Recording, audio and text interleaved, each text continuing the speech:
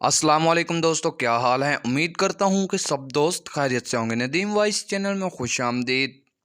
صوبہ پنجاب کی مشرقی شہر گجرات کی پولیس کا کہنا ہے کہ وہ 24 سالہ انیسہ عباس اور 21 سالہ عروج عباس کے قتل کی تحقیقات کر رہی ہے، جو غیرت کے نام پر قتل کے سنگین واقعات کی تازہ ترین کڑی ہے۔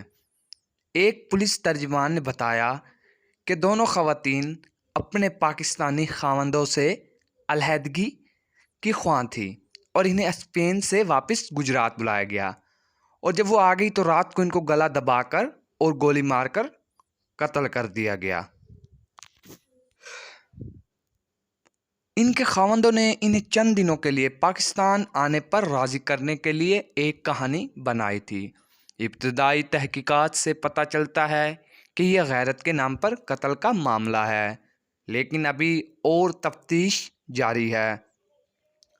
پولیس نے یہ بھی کہا ہے کہ خواتین پر ان کے شریک حیات، جو ان کے کزن بھی تھے، کی طرف سے دباؤ تھا تاکہ ان کی اسپین نقل مکانی میں مدد کی جا سکے۔